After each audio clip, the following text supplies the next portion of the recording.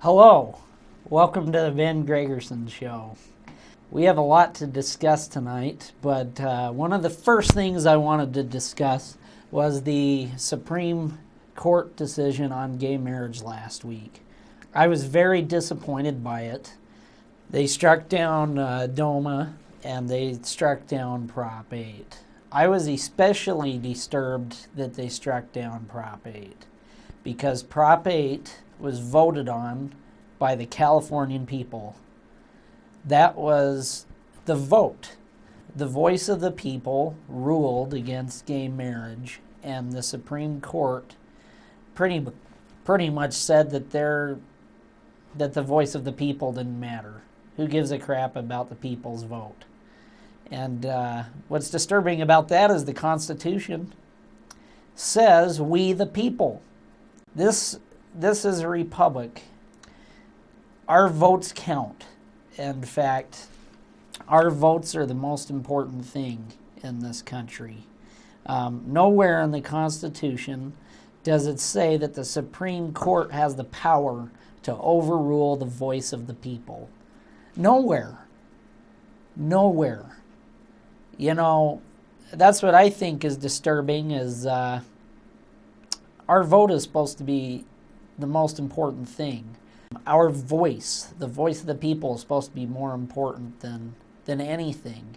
And then you got the Supreme Court coming in and pretty much saying, who gives a crap about the people's vote? And that's wrong. That's wrong. And it's especially wrong because the Constitution does not give the Supreme Court that power. Nowhere in there does it say that they can overrule the voice of the people. Nowhere. Nowhere in there does it say that their voice is more powerful than our votes.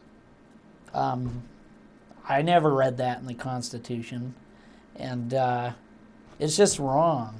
It's wrong on so many levels, especially because we're supposed to be a representative democracy. And I mean, if you got the courts overruling the voice of the people, that's not very representative, is it? These people are not representing the voters. The voters said no to gay marriage, but the Supreme Court is shoving it down their throats. Really, this is the first time. This is the first time that I could think of where the Supreme Court has overruled the voice of the people. This is the first time where I've seen them say that our vote doesn't matter. It's sick. It's wrong. But I would also like to discuss the gay marriage issue. And I got to tell you, I have a lot of friends that are homosexuals. As far as marriage goes, I believe marriage is between one man and one woman. That's what marriage is. And by definition, you know, marriage can't be anything other than that. I mean, that is what it is. It's between a man and a woman. I do believe, though, that homosexuals should have the right to be in a legal relationship, and that's called a civil union. If they want to be in a civil union, go ahead. Civil unions have all the benefits that marriage has. But I am absolutely against changing the definition of marriage. I am absolutely against changing what marriage is. Marriage, culturally and historically, has always been between a man and a woman. I've had people tell me, how does a homosexual's marriage, how does that affect you? How does that affect you at all? I mean, you're in your own marriage. Their marriage and their love doesn't affect you. And all I got to say to that is, well, you know, since marriage is a relationship between two individuals, what effect would gay marriage have on the rest of us? At first glance, it sounds like a good question. But a deeper look reveals that since marriage is now a public institution, redefining it would affect all of society. First, it would weaken marriage. After same-sex marriage was legislated in Spain in 2005, marriage rates plummeted. The same happened in the Netherlands. Redefining marriage obscures its meaning and purpose, thereby discouraging people from taking it seriously. Second, it would affect education and parenting. After same-sex marriage was legalized in Canada, the Toronto School Board implemented a curriculum promoting homosexuality and denouncing heterosexualism. They also produced posters titled "Love Knows No Gender," which depicted both homosexual and polygamous relationships as equivalent to marriage. Despite the parents' objections, the board decreed that they had no right to remove their children from such instruction. This and many similar cases confirm that when marriage is redefined, the new definition is forced on children, regardless of their parents' desires. Third, redefining marriage would threaten moral and religious liberty. This is already evident in our own country. In Massachusetts and Washington, D.C., for instance, Catholic charities can no longer provide charitable adoption services based on new definitions of marriage. Elsewhere, Canadian Bishop Frederick Henry was investigated by the Alberta Human Rights Commission for simply explaining the Catholic Church's teaching on homosexuality in a newspaper column. The government is already looking at stripping away each and any religion's right to not pay taxes if they do not hold gay marriages within their institution. Examples like this show how redefining marriage threatens religious freedom.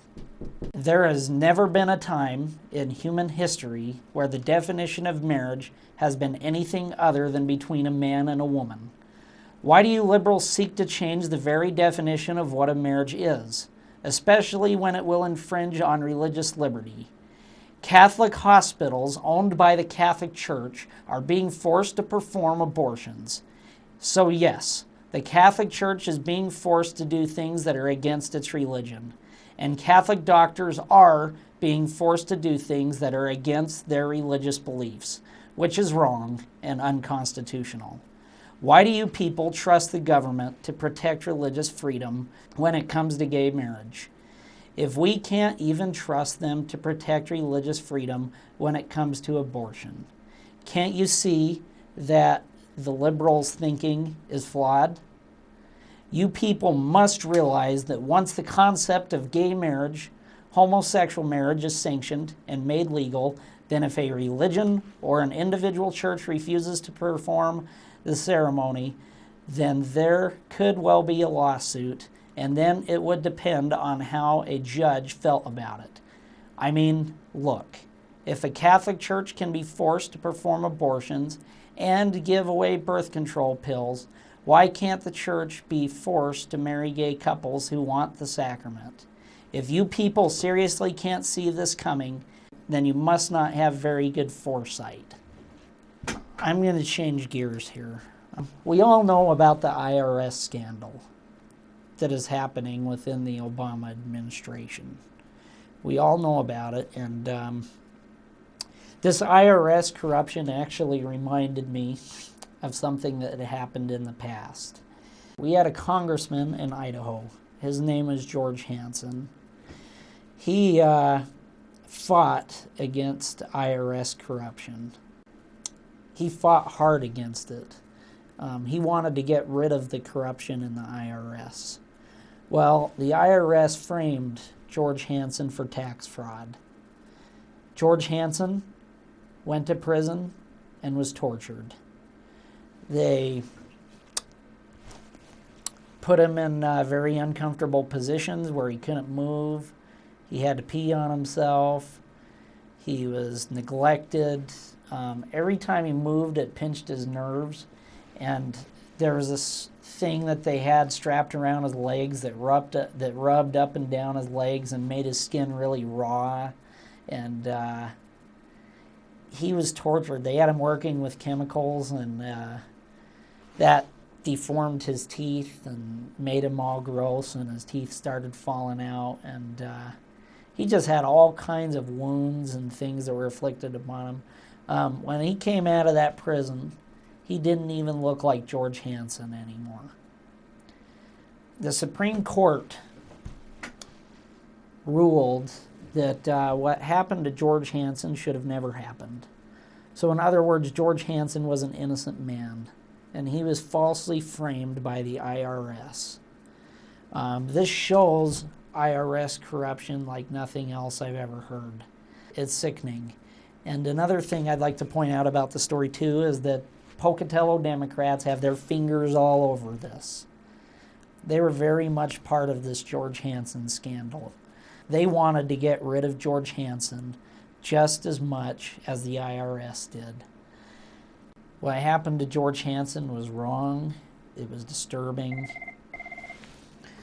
Hello, welcome to the Ben Gregersen Show. Hi, I was calling about George Hansen and wanted to ask you some questions. See, I'm glad you're talking about George Hansen. I've had a lot of questions about his terrible ordeal, and there's lots of years have gone by since that all happened, and my memory's not as good as it used to be, but I've been trying to remember what happened, you know, when he went to take care of the hostages situation. He went over and tried to get them freed, and it seemed like everything went south from there on. Remember, he was targeted for going out on the limb. Can you kind of fill me in a little bit? Well, yeah. George Hansen, I'd say that he was a man of the people. I mean, people in Pocatello, people in Idaho, they loved him, you know. Oh, yeah. He was very, he definitely represented the folks here at home. George Hansen was actually the very first congressman that advocated the flat tax. The flat tax was his idea. And he went after the IRS. There was a lot of corruption at the IRS, and George Hansen saw a problem, and he went after them. The IRS didn't like that much. Yeah, so I remember that. Yeah. So what happened is they framed him for tax fraud, and he was tortured in prison, and in the end, he ended up being innocent after all. But the man is permanently crippled. Oh, I remember. I remember talking with him, and his feet were destroyed because of his shoes. You know, they made him wear shoes that were too small, and he could never take them off. They made him wear them day and night. He just had to leave them on all the time. They were probably fastened on there so he couldn't get them off. And the pain and suffering he went through was just terrible for that. And as far as I remember, I think he's even lost toes and everything as a result of that. Well, absolutely. Could you imagine the pain from the ingrown toenails and the infection? And yeah. At one point, the pain was so terrible, he had to rip out his own toenails. Oh, gosh. Just to alleviate the pain in his feet. Yeah. Well, it's hard to believe that could happen in America. Yeah. Well, it's a disturbing story, and the IRS is responsible for it. Yeah. And these are the people that are going to be running Obamacare. Yep. The IRS. You know, they're going to be running our health care. Yeah. I don't know, how do you feel about that? Oh, I don't feel very good about it. Boy, I'd like to get out of that, but I wished Idaho would just back clear out of it. Well, me too. We need to get rid of Obamacare. Yeah, he's given all kinds of slips to everybody, all of his friends, to out them out of it so they don't have to do it. Well, that's true. You know, all these Democrats and stuff that voted for Obamacare, And even Obama himself, they're all exempt from Obamacare. They don't have to participate in it. Yeah. So I don't know. What does that say about the law? Yeah. If our politicians don't even want to be part of it. Yeah, I know. Well, I don't know. Boy, there's all kinds of. Every day I get 4 or 5 letters and asking for, with petitions asking for you to sign them so you can stop Obamacare and boy, I tell you, just hopefully they can do it, but I'm worried about it. You know what I think is one of the best ways that we could stop Obamacare? What do you think? Obamacare was a bill that was rushed through Congress. None of them even read it. I mean, the whole thing is it's a train wreck, like that Democrat guy said. Mm-hmm. But Obamacare is full of loopholes. There are a gazillion loopholes in there. And if our states just started writing laws that exploit all those loopholes, Mm-hmm. then Obamacare would become a weapon against Obamacare. You know what I mean? We're using Obamacare at that point to take down Obamacare. Yeah. Well, I hope it works. I think it would, and I think there's things individuals like you and I could do too. I bet you there are loopholes in there that we could exploit on a personal level. States could exploit loopholes and individual people can. But that would undermine the law. The law just wouldn't work. They'd have to scrap it, I think, at that point. I wish they would. Well, I was signing all the things, everything that they send me. They're hitting it from every direction, trying to stop Obamacare and a lot of the things that are being pushed through and just crammed down our throats. So, yeah. Every day, like I said, I get another letter. Sign this petition. I don't know how many times you can sign a petition, but yeah. I look at it and think, I hope I haven't signed this one before.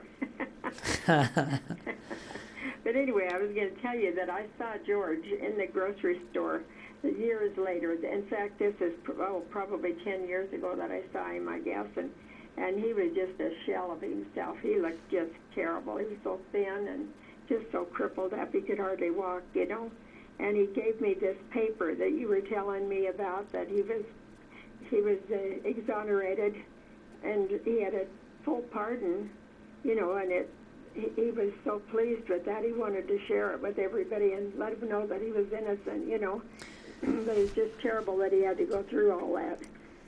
And I don't know. I've kind of lost track of George now. I don't know what's happening with him.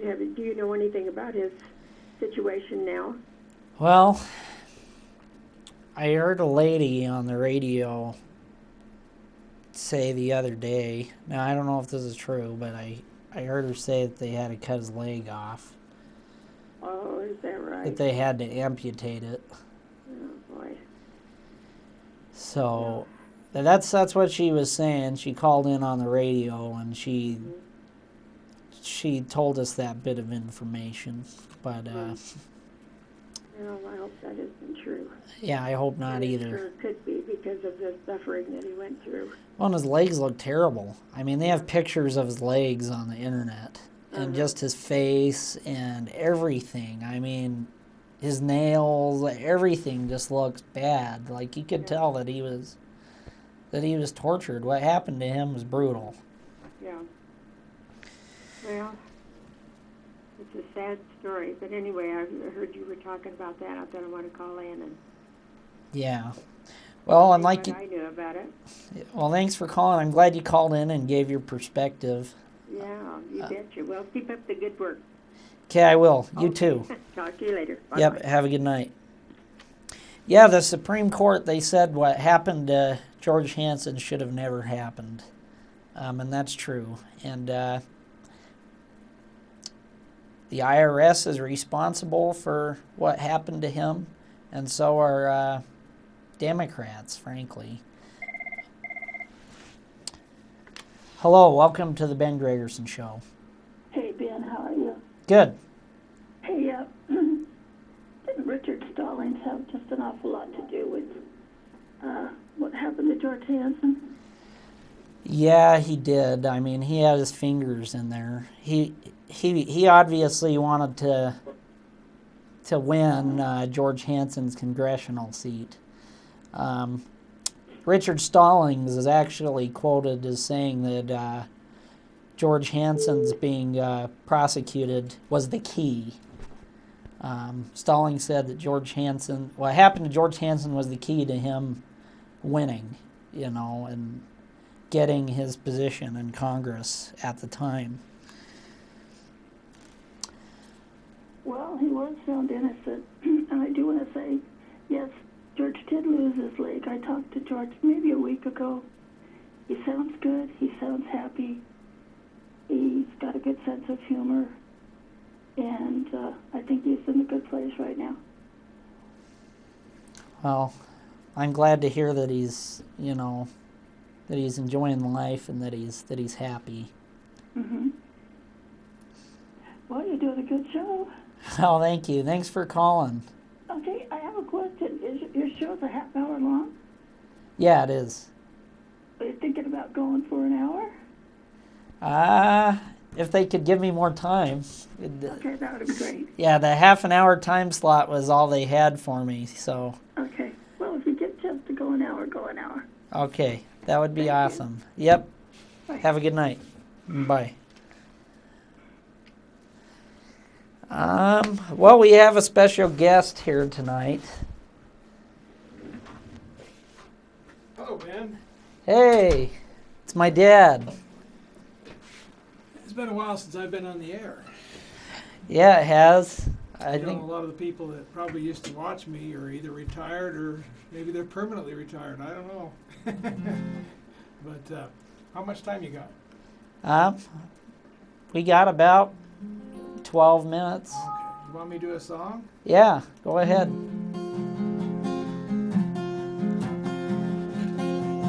Made up their mind and they started talking. They left before the sun came up that day. An exit to eternal summer slacking. But where were they going without ever knowing the way? Made up their minds and they started talking. They left before the sun came up that day. They just drove off and left it all behind them. But where were they going without ever knowing the way? And you know the road that they walked on was paved in gold. It's always summer, it never gets cold. You'll never get hungry, you'll never get old and gray. You can see the shadows walking out somewhere. You won't make it home, you really don't care. You're out on the highway, you'll never come home today. When the children woke up, they could not find them. They left before the sun came up that day. They just drove off and left it all behind them. Oh, where were they going without ever knowing the way? Yes, where were they going without ever knowing the way?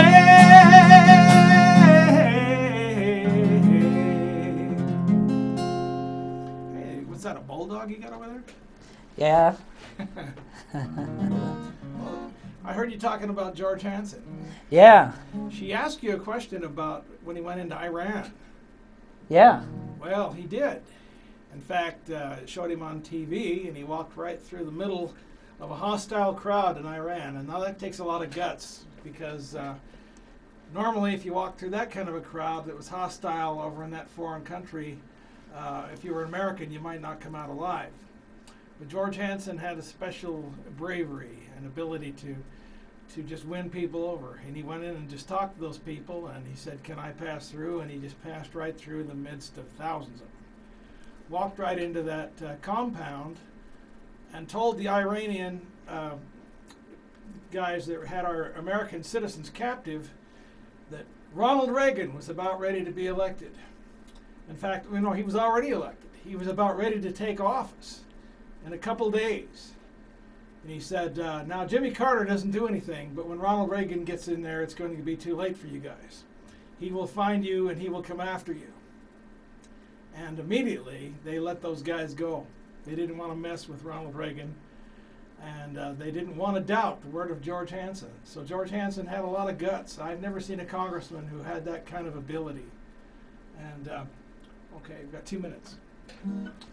Yeah, that's true. And, That's from Pocatello. This guy was from Pocatello, a congressman from Pocatello.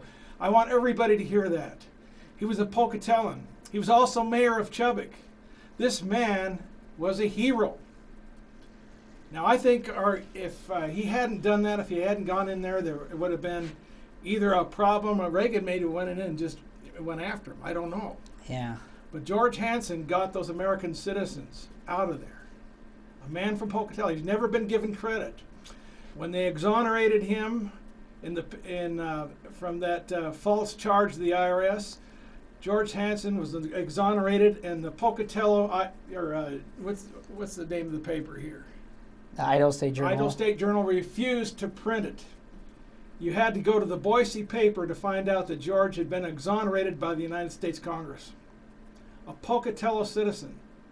And yes, the Democrats in this town helped hang him.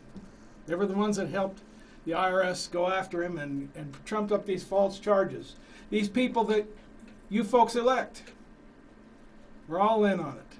Absolutely. And why don't you say that what's happening with the IRS today with them targeting conservatives, that just proves that George Hansen was right about the IRS and the corruption that was there?